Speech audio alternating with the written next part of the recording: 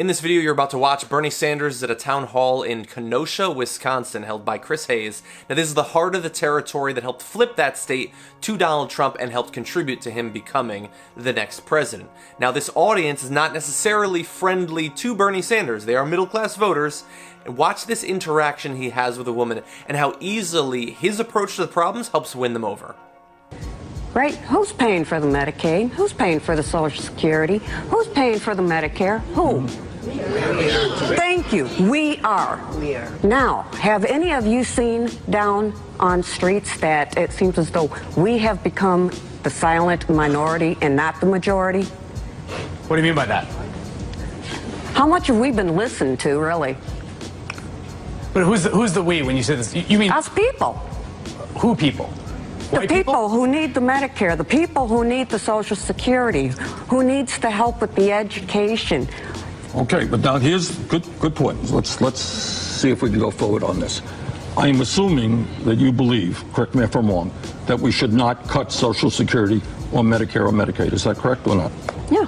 Okay. I believe it shouldn't be cut. Okay. Do you know who is now working very hard to try to do that?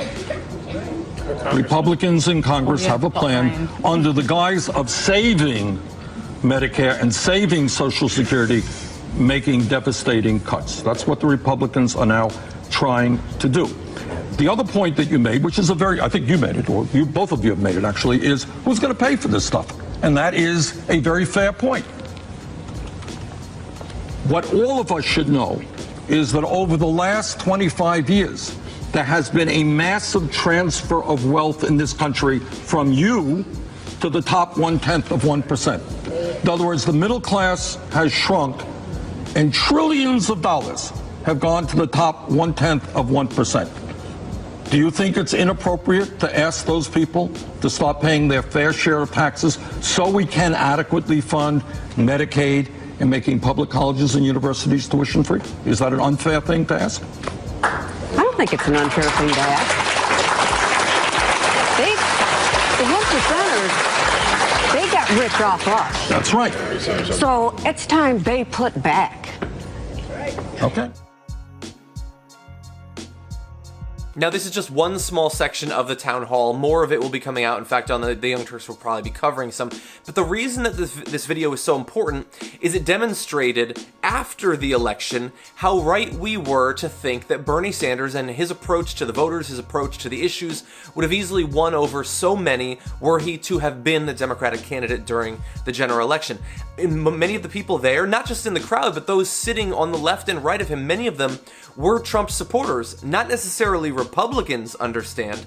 Many of them were Democrats who said they simply didn't want to vote for Hillary Clinton, or the standard cliches of Trump will shake up the system, blah blah, during the swap. And look at how easily he was able to win them over by showing that he understands their concerns, saying, you know, let me be clear, you don't want this to be cut, this to be cut, this to be cut, then clearly laying out that's exactly what the Republicans are doing. The one thing that I would have added is I would have made it clearer that the Republicans in Congress are not the only problem, and that, in fact, the people that Donald Trump are bringing in are exactly the sort of standard Republicans who are going to do those same sorts of cuts. You can't let Donald Trump differentiate himself from the other Republicans there. And then by the end, they were agreeing, yes, those tax cuts are necessary. And the reason that I think this particular part is so important is I think that a lot of Democrats are living in 10 or 20 years ago. Back when supposedly any talk of tax cuts or how the wealthiest among us perhaps owe a little bit more would just lose you the election. And I don't think that that's quite the same anymore, especially as people are hurting more and more after the Great Recession of not too long ago. I think they understand that big changes need to be made, and this election has definitely demonstrated that. Now let's stop for 1 second to think about if that had been the town hall that ran a week before the election with Bernie Sanders as the nominee. If there had been a series of those as he toured Wisconsin, Ohio, Michigan, all of those states, Pennsylvania, the ones that Clinton lost, having town halls like that with middle-class voters. Now, there are many reasons that they didn't support Hillary Clinton. Some totally legitimate, some of them, and you can hear it if you watch the full town hall from some of the people in that crowd, not necessarily quite so legitimate. But imagine if it had been Bernie Sanders, if he had been the nominee. He polled better than her in those states. He won Michigan in the primary. He did better in polling in Wisconsin. And then, of course, he would have been immune to so many of the criticisms. I'm not going to make this video about Bernie Sanders and his chances if he'd been the nominee, in part because I think he so clearly would have outperformed her. And in a race where in just a few states, 1% of a swing in the vote would have made the Democrat the president, of course Bernie Sanders would have won. And now let's turn to the future. So what can Democrats take from this? Well, they can take from this that, one, actually understanding what has happened to this country and the economic base, how it has been rigged against the regular sort of people that were attending that town hall, as so easily and quickly demonstrated by Bernie Sanders, is essential to making clear to people that you have their back and that you will fight for them. Now, you have to be willing to divorce yourself from the donors who, of course, determine many of your policy positions.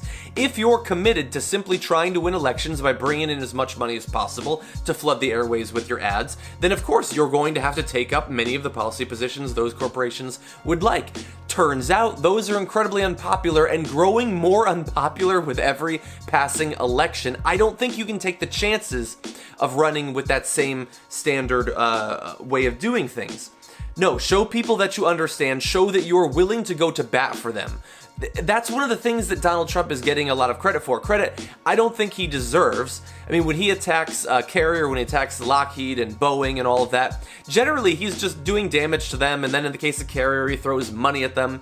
He's not really playing hardball or negotiating for them, but people are desperate for the appearance of that, and that's why he's getting so much play off of these sorts of faux negotiations. And to return to the topic of the video, understand that Social Security, Medicare, Medicaid still have an incredible amount of importance for so many Americans.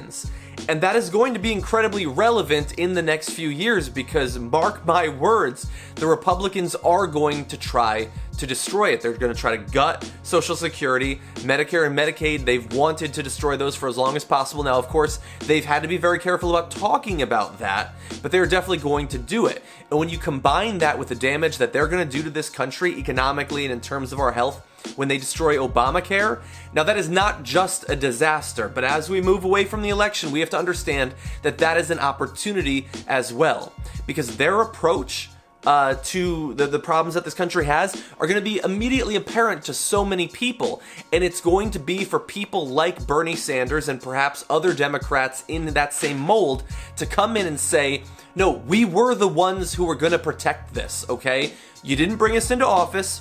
We understand everybody makes the occasional mistake.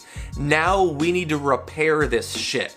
And that is perhaps how you win in future elections. The blueprint is set. You saw it in the town hall. If you haven't watched the whole thing, be sure to watch it or read the transcript. It is incredibly important, not just to understand the path that Bernie Sanders is going to have, that he's not simply going off into the darkness now that the election is gone, that he is in fact speaking more loudly. He's out there in the cameras, talking to people, perhaps setting up for a run in the future. That is important for him, but it's also important for progressives generally, whether on the voting activism side or on the elected office side. He has made it very clear how we can move forward and how we can actually win.